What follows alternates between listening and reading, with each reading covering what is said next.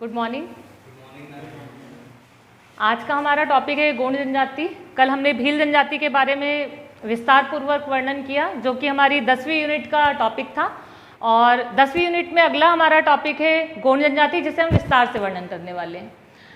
अब गोंड जनजाति के बारे में मैंने अभी कल तो आपको कुछ भी नहीं बताई थी। जनजातियों के संदर्भ में हमने 2-3 पॉइंट कल भी देखे, आज पुनः रिपीट कर रही हूँ कि हमारे एमपी की टोटल जनसंख्या कितनी है, 7,26,00,000। ये मध्य प्रदेश में हमारे यहाँ की टोटल जनसंख्या, मध्य प्रदेश की कुल जनसंख्या कितनी, 7,26,00,000, जिसमें एसटी की टोटल जनसंख्या, एसटी अर्थात अनुसूचित जनजाति की टोटल जनसंख्या कितनी है, 1,53,00,000। ये एसटी की एमपी में टोटल जनसंख्या है, कुल जनसंख्या है। जनसंख्या की दृष्टि से मध्य प्रदेश देश का सबसे बड़ा राज्य है। सबसे ज़्यादा अनुसूचित जनजातियाँ कहाँ पर पाई जाती है, मध्य प्रदेश में। अब मध्य प्रदेश में पाई जाती है तो हमारे यहाँ पे अनुसूचित जनजाति जो उनकी जो जनसंख्या उसका कुल परसेंटेज कितना है, 20.30। जनसंख्या 1,53,00,000 और प्रतिशत कितना हो गया, 20.30%। टोटल क्या है, इसका प्रतिशत है। अब यहाँ पर मैंने 3 जनजातियों को लिखा है, भील, गोंड और कोल। मध्य प्रदेश की सबसे बड़ी अनुसूचित जनजाति कौन सी है, भील जनजाति, जिसकी कुल जनसंख्या कितनी है एमपी में, 59,93,000। ये मध्य प्रदेश में टोटल जनसंख्या है। अनुसूचित जनजातियों की जो संख्या है इसमें भीलों का प्रतिशत है 39%। आया आपको समझ में, कुल जनसंख्या और इनकी जनसंख्या का कुल प्रतिशत कितना है, 39% अनुसूचित जनजातियों की कुल जनसंख्या में भीलों की जनसंख्या का प्रतिशत है।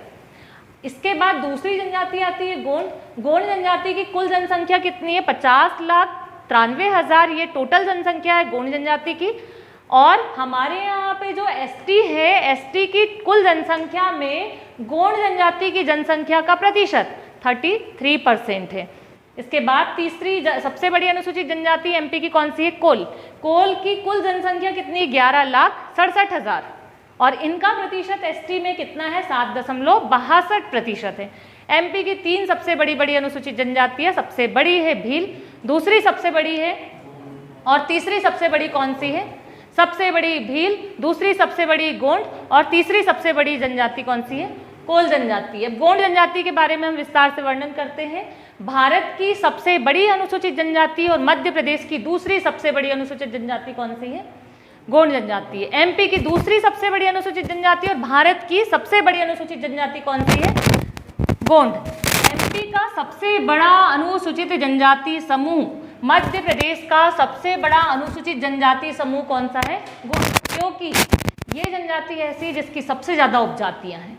सर्वाधिक उपजातियों वाली जनजाति कौन सी है, गोंड, इसीलिए इसे मध्य प्रदेश का सबसे बड़ा अनुसूचित जनजाति समूह कहा जाता है।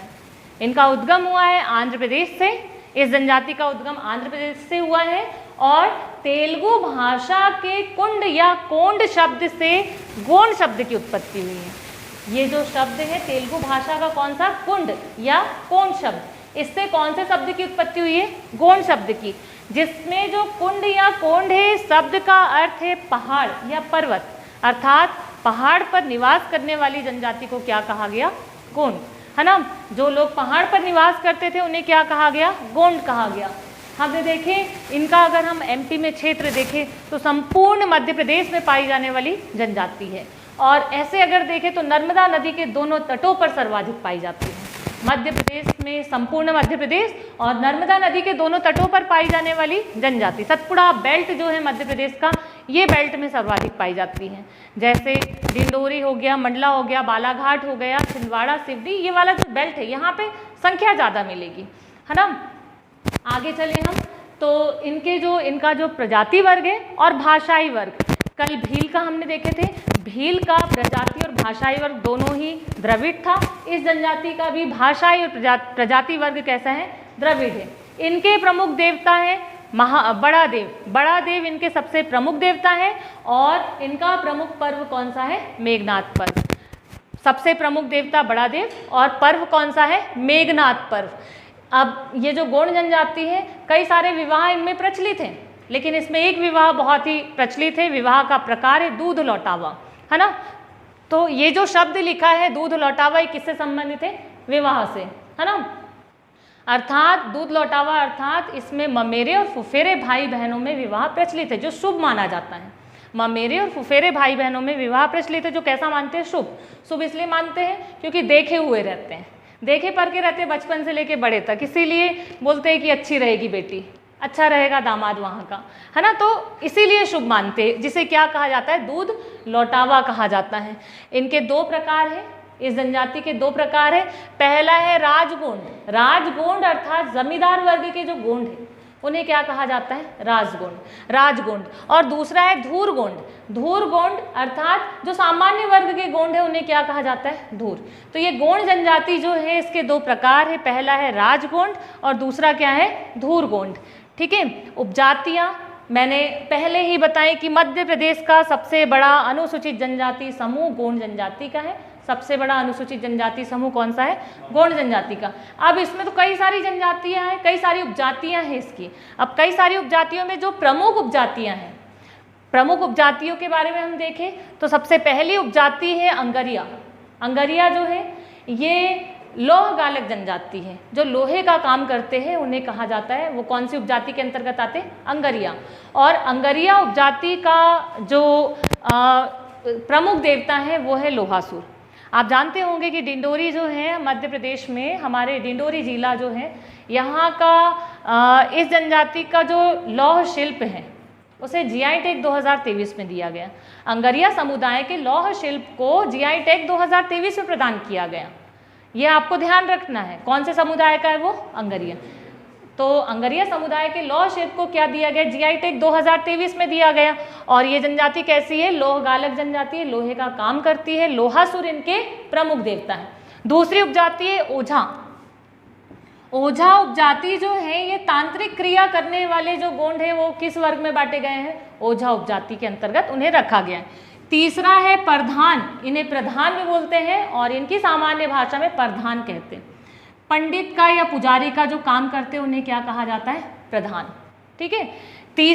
चौथी उपजाति है इनकी सोल्हास, जो बढ़ईगिरी का कारपेंटर का काम करती है जो जनजाति, उसे कहा जाता है सोल्हास। और अगली है पांचवी कोयला भूता। तो कोयला भूता कैसी है? नाचने गाने वाले गोंड, है ना, जो नाचने गाने का काम करते हैं उससे क्या कहा जाता है? कोयला भूता। इसमें एक प्रथा बहुत ही प्रचलित है, घोटुल प्रथा। जनजाति में बहुत सारी जनजातियां हैं जिसमें ये प्रथा प्रचलित है, जिसमें लड़के और लड़कियों को विवाह के पहले ही साथ में रखा जाता है और जिसका उद्देश्य साथ में रखने का जो उद्देश्य है ये है कि वो उनकी कला, उनकी संस्कृति, उनके रहन सहन की को वो सिखा सके। यानी रहन सहन, उनकी कला, उनकी संस्कृति को सिखाने के लिए ये प्रथा जो है ये बनाई गई। कौन सी प्रथा? घोटुल, जो इसमें प्रचलित है। आया आप सभी को समझ में? गोंड जनजाति को हमने विस्तार से पढ़ा। ठीक है, एक बार देख लीजिए।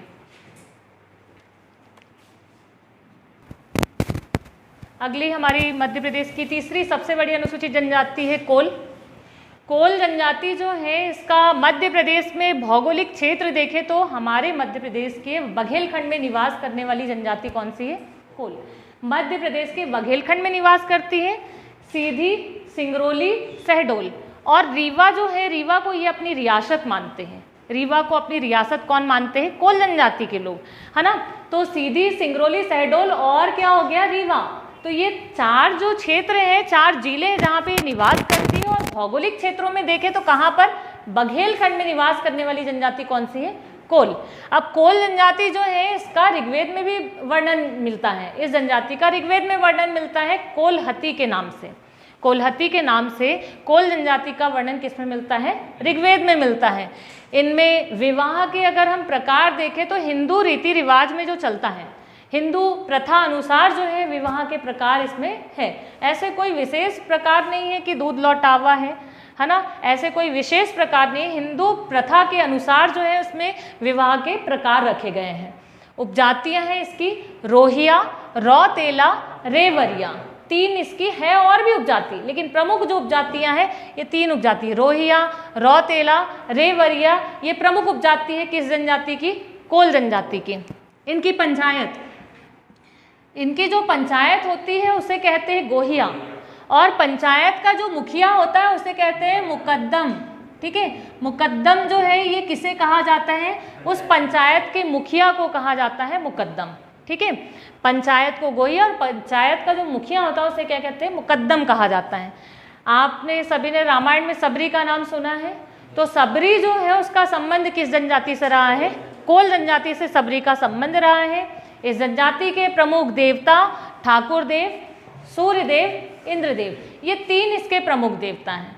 और 2023 की घटना है, वर्ष 2023 में अभी वर्तमान में ही हाल ही में मध्य प्रदेश में कोल भवन जो है ये इसकी घोषणा की गई। कोल भवन का निर्माण कहाँ किया जाएगा, रीवा में किया जाएगा। आया आपको समझ में? तो रीवा में ही कोल भवन जो किससे संबंधित होगा, कोल जनजाति से, है ना। कोल भवन का निर्माण कहाँ होगा, रीवा में हुआ है। आया आपको समझ में? तो 2023 में रीवा में क्या बनाया गया, कोल भवन का निर्माण किया गया।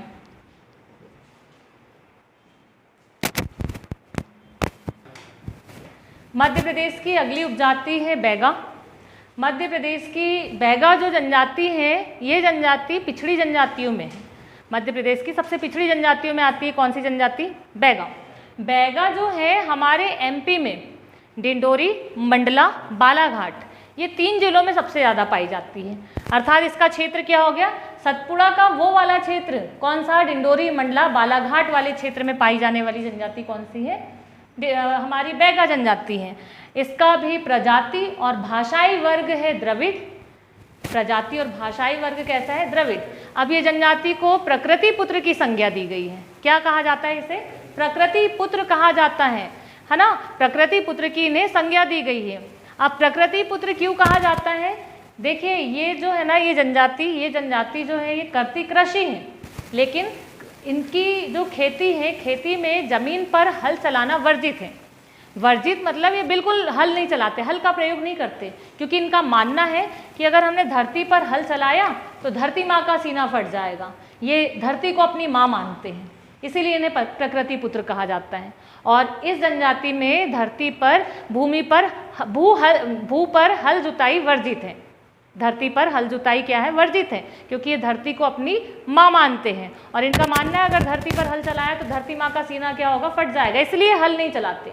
और हल नहीं चलाते तो कृषि कैसी करते हैं, तो इसमें कृषि के जो प्रकार हैं, झूमिंग खेती करते हैं जिसे झूम कहा जाता है ना। तो झूम खेती करते हैं जिन्हें ये लोग अपनी स्थानीय भाषा में पेड़ा, डिप्पा या डाही कहते हैं। इनकी खेती के प्रकार के अंतर्गत क्या आ गया, पेड़ा, डिप्पा, डाही, या हमने क्या कहा, झूमिंग खेती। ये झूमिंग कृषि जो ये करते हैं, इनकी कृषि के लिए इनका एक क्षेत्र भी निर्धारित है जो मंडला और डिंडोरी से लगा हुआ क्षेत्र है ना। मंडला डिंडोरी में है बैगा चक क्षेत्र। ये क्षेत्र बैगा जनजाति की कृषि के लिए प्रचलित है, बैगा चक क्षेत्र। और बैगा जनजाति के जो प्रमुख देवता हैं, बूढ़ा देव के अलावा दूल्हा देव को भी मानते हैं। बूढ़ा देव के अलावा ये दूल्हा देव को भी मानते हैं, लेकिन प्रमुख देवता कौन है इनके, बूढ़ा देव इनके सबसे प्रमुख देवता हैं। इस जनजाति का अध्ययन किए थे वेरियर एल्विन ने, ये ब्रिटिश मानव शास्त्री थे, है ना, वेरियर एल्विन। इन्होंने इस जनजाति का अध्ययन किया, वेरियर एल्विन ने बैगा जनजाति का, और बैगा जनजाति की महिला से विवाह भी कर लिया जिसका नाम था लीलाबाई एल्विन। और इन्होंने जब इस जनजाति का अध्ययन किया तो इस जनजाति पर एक पुस्तक लिखी जिसका नाम क्या था, द बैगा।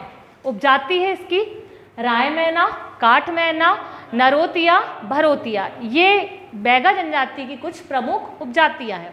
अब इसमें जो विवाह के प्रकार हैं, इसमें विवाह के प्रकार है पेठुल विवाह, दूसरा है चढ़ विवाह या मंगनी विवाह, और अगला है लमसेना विवाह। और बाकी वधु मूल्य चलता है, चोर विवाह चलता है, ऐसे कई सारे विवाह के प्रकार इसमें प्रचलित हैं। जो प्रमुख है वो ये लिखे हुए हैं। आगे आप सभी को समझ में, ठीक है। मध्य प्रदेश की अगली जनजाति है भारिया। भारिया जनजाति जो है ये पिछड़ी जनजातियों में जानी जाती है, क्योंकि सबसे पिछड़ी जनजाति पहले हुआ करती थी। भारिया अभी भी वर्तमान में पिछड़ी जनजाति है। उद्गम इस जनजाति का हुआ है पतालकोट जिला छिंदवाड़ा से। पतालकोट जिला छिंदवाड़ा से इसका उद्गम हुआ है। छिंदवाड़ा के अलावा ये जनजाति सिवनी में निवास करती है, जबलपुर में निवास करती है। मतलब प्रमुख रूप से अगर देखें तो पतालकोट की ही जनजाति है, और पलायन कर ये लोग वहाँ चले गए हैं, है ना। तो मध्य प्रदेश की पिछड़ी जनजातियों में अगली जनजाति कौन सी है? भारिया, जिसका उद्गम हुआ है पतालकोट जिला छिंदवाड़ा से। अब कहाँ कहाँ निवास करते? तो छिंदवाड़ा, सिवनी और जबलपुर, 3 हमारे जिले हैं जहाँ पे ये जनजाति निवास करती हैं। पतालकोट की सिर्फ हम बात करें तो पतालकोट जो है ये सिर्फ इस जगह की हम देखें तो पतालकोट में 12 गांव हैं और पतालकोट की जो खाई है उसका जो आकार है वो घोड़े की नाल के आकार का है, अर्थात यू शेप जैसा अगर देखें तो घोड़े की नाल के आकार का है पतालकोट। केवल पतालकोट क्षेत्र की बात करी, ना कि मैं जनजाति की बात कर रही हूँ। तो पतालकोट में कुल कितने गांव हैं? 12 गांव हैं और इसका आकार कैसा है? घोड़े की नाल के आकार का है। किसका आकार? पतालकोट का। अब ये जो जनजाति है भारिया जनजाति, 1981 में हमारे यहाँ से जब जनगणना हुई थी तो जनगणना करने जब टीचर का जो समूह गया वहाँ, तो उस जनगणना में इनका रहन सहन देखा गया कि ये कैसे रहते हैं, क्या खा रहे हैं, इनका रहन सहन कैसा है। उस समय 1981 की जनगणना में इन्हें एक संबोधन दिया गया। इन्हें कहा गया जंगलियों में जंगली। किसे कहा गया? भारिया जनजाति को। तो 1981 की जनगणना में इसे क्या संबोधन दिया गया? जंगलियों में जंगली की संज्ञा दी गई। किस जनजाति को? भारिया जनजाति को। कौन सी जनगणना में? 1981। 1981 की जनगणना में इसे जंगलियों में जंगली कहा गया, है ना। और इनके जो प्रमुख देवता हैं, देखो जो बूढ़ा देव है, बूढ़ा देव, बड़ा देव, दूल्हा देव, ये तो जनजातियों के देवता है, लेकिन इसके प्रमुख देवता जो है वो है भीमसेन। भीमसेन के अलावा ये बूढ़ा देव को मानते हैं, दूल्हा देव को भी मानते हैं और नागदेव को भी मानते हैं। तो बूढ़ा देव, नागदेव, भीमसेन, बड़ा देव, ये सभी क्या है? इनके प्रमुख देवता हैं, जिसमें प्रमुख है वो है भीमसेन। भारियाओं के प्रमुख देवता है भीमसेन। इनकी उपजातियाँ, इनका एक पर्व होता है जो बड़ा प्रमुख होता है, खिचड़ी पर्व। और खिचड़ी पर्व का आयोजन दिवाली के दूसरे दिन किया जाता है। तो इनका एक प्रमुख पर्व है जिसका नाम है खिचड़ी और प्रमुख देवता भीमसेन। पर्व का आयोजन किस दिन होता है? दीपावली के अगले ही दिन इसका आयोजन होता है। और इसकी उपजातियां हैं, उपजाति कौन कौन सी है? एक उपजाति है भूमिया और दूसरी उपजाति है भुइहार। भूमिया और भुइहार, 2 इसकी क्या है? उपजातियां हैं।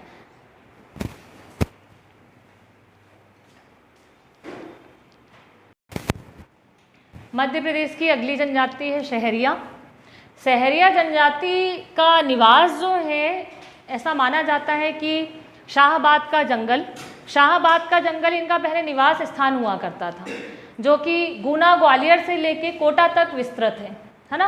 कोटा तक फैला हुआ जंगल है शाहबाद का जंगल। वो किसका निवास स्थान माना जाता था? शहरिया का। शहरिया जनजाति मध्य प्रदेश में श्योपुर, गुना, ग्वालियर, शिवपुरी में पाई जाती है। अगर हम इसका भौगोलिक क्षेत्र देखें तो कौन से भौगोलिक क्षेत्र में आ जाएगा ये? मध्य भारत का पठार, है ना। मध्य भारत के पठार के कौन कौन से जिले? श्योपुर, गुना, ग्वालियर और शिवपुरी में पाई जाने वाली जनजाति है। अब इनका जो निवास स्थान शाहबाद का जंगल मैंने बताई, जो कोटा से लेके मतलब हमारे गुना ग्वालियर से कोटा तक विस्तृत है। इनके प्रमुख देवता है तेजा जी। तेजा जी का मेला भी लगता है गुना में, है ना। तेजा जी शहरियाओं के प्रमुख देवता है, सीता माता है और भैरव देव, ये इनके प्रमुख देवी देवता हैं। प्रमुख देवता है तेजा जी, भैरव देव और देवी कौन सी है? सीता माता। मोहल्ला, शहरिया जनजाति का जो मोहल्ला होता है उसे कहते हैं सहराना और इनका जो गांव है वो कहलाता है सहरोल। इनका मोहल्ला सहराना और इनका गांव सहरोल कहलाता है। हमारे मध्य प्रदेश की अगर हम सबसे बड़ी अनुसूचित जनजातियों में देखें तो हमने सबसे बड़ी अनुसूचित जनजाति कौन सी देखे? भील, है ना। और 5वीं सबसे बड़ी अनुसूचित जनजाति है सहरिया, 5वें नंबर पर इनका नाम है। और एमपी की पिछड़ी जनजातियों में देखें तो सबसे पिछड़ी जनजाति बैगा है, दूसरे नंबर की पिछड़ी जनजाति सहरिया और तीसरी सर्वाधिक पिछड़ी जनजाति भारिया है। सहरिया जनजाति, ये जो जनजाति है भारत की, हमारे मध्य प्रदेश में जितनी जनजातियां हैं सबसे ज़्यादा कुपोषित है, कुपोषण का शिकार है ये जनजाति के लोग, तो सबसे ज़्यादा कुपोषित है। और एमपी में सबसे ज़्यादा जो कुपोषण है वो कहाँ पर है? श्योपुर में। श्योपुर में ये जनजाति की सबसे ज़्यादा संख्या भी है। इस जनजाति की सर्वाधिक संख्या कहाँ पर है? श्योपुर में। मतलब श्योपुर सहरिया जनजाति, श्योपुर में सहरिया जनजातियों की सर्वाधिक संख्या है। और कुपोषण में अगर हम देखें तो नंबर 1 पे कौन सी जनजाति है कुपोषण में? शहरिया जनजाति है। और शहरिया श्योपुर जो है यहाँ पे संख्या ज़्यादा है और कुपोषण का शिकार भी सबसे ज़्यादा इस जिले में है, श्योपुर में। इस जिले को, श्योपुर को भारत का इथोपिया कहा जाता है। किस लिए कहा जाता है? कुपोषण के कारण, क्योंकि इथोपिया जो है ये विश्व का सबसे कुपोषित शहर है, हाँ, देश है। हमारे विश्व का सबसे कुपोषित देश कौन सा है? इथोपिया। और भारत में कौन है? श्योपुर। इसीलिए इसे क्या कहा जाता है? भारत का इथोपिया कहते हैं। अब इसकी एक और विशेषता है शहरिया जनजाति की। ये किस चीज़ की पहचान करती? जड़ी बूटी। जड़ी बूटी की पहचान में सबसे निपुण जनजाति कौन सी है? शहरिया। तो जड़ी बूटी की पहचान में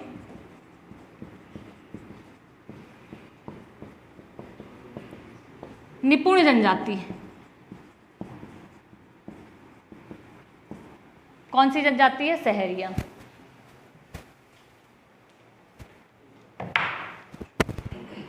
मध्य प्रदेश की अगली जो जनजाति है बहुत ही इम्पॉर्टेंट है, कोरकू जनजाति। कोरकू जनजाति जो है, ये कोरकू जो शब्द है, कोरकू शब्द, इसका शाब्दिक अर्थ है मानव समूह। मानव समूह कोरकू का शाब्दिक अर्थ है। इनका क्षेत्र है, ये जनजाति हमारे मध्य प्रदेश में बैतूल, होशंगाबाद और खंडवा में निवास करती है। हरदा भी है कुछ मात्रा में, कि हरदा में भी ये जनसंख्या, मतलब इनकी संख्या है। तो बैतूल, होशंगाबाद और हरदा ये तो सतपुड़ा बेल्ट में आते हैं, और खंडवा जो कि हमारे निमाड़ में आता है। तो हमारे मध्य प्रदेश में इसका भौगोलिक क्षेत्र देखें तो निमाड़ भी हो जाएगा, और कौन सा हो जाएगा? सतपुड़ा। तो भौगोलिक क्षेत्र में इनका क्षेत्र दो है, एक तो सतपुड़ा जिसमें सबसे ज़्यादा निवास करती है, और एक अन्य हो गया कौन सा? निमाड़। निमाड़ में कौन सा जिला है? खंडवा। खंडवा जिले में निवास करती है। बैतूल, होशंगाबाद और हरदा में निवास करती है कौन सी जनजाति? कोरकू, जिसका शाब्दिक अर्थ क्या है? मानव समूह है। इनके जो प्रमुख देवता हैं, इनके 3 प्रमुख देवता हैं। एक है भटुआ देव, दूसरा है चंद्रदेव और तीसरे हैं डोंगर देव। भटुआ देव, चंद्रदेव और डोंगर देव, ये 3 इनके सबसे प्रमुख देवता हैं। विवाह के कई सारे प्रकार इसमें प्रचलित हैं, कई सारे विवाह के प्रकार इसमें प्रचलित हैं, जिसमें हमने जो पूर्व में देखे बाकी जनजातियों में जो विवाह चलते हैं वो विवाह इसमें भी चलते हैं, दूध लौटावा छोड़कर। तो दूध लौटावा को छोड़ दें हम तो राजी बाजी विवाह इसमें प्रचलित है और चिवोड़ा विवाह इसमें प्रचलित है। तो विवाह के ऐसे 2 प्रमुख प्रकार है, एक तो राजी बाजी, दूसरा चिवोड़ा। वधू मूल्य चलता है, लमसेना चलता है, विधवा विवाह चलता है, देवर भाभी विवाह चलता है। देवर भाभी विवाह मतलब भाई की मृत्यु अगर हो जाए तो भाभी का विवाह किससे करा दिया जाएगा? देवर से। वधू मूल्य विवाह, वधू की एक कीमत रखी जाती है जिस पर जो लड़का अगर वो कीमत अगर दे दे तो क्या हो जाएगा? वो विवाह, है ना। तो वो कहलाता है वधू मूल्य विवाह। ऐसे कई सारे विवाह के प्रकार इसमें चलते हैं। कोरकू जनजाति जो है इसकी उपजातियां हैं, 3 उपजाति है, बावरिया, बंदोरिया, ये बंदोरिया लिखा हुआ है, बावरिया, बंदोरिया और दुलारिया। बावरिया जो बैतूल में निवास करने वाली जो जनजाति, बैतूल क्षेत्र की जो कोरकू जनजाति है उसे कहते हैं बावरिया। बैतूल जिले के जो कोरकू है उसे क्या कहते हैं? बावरिया।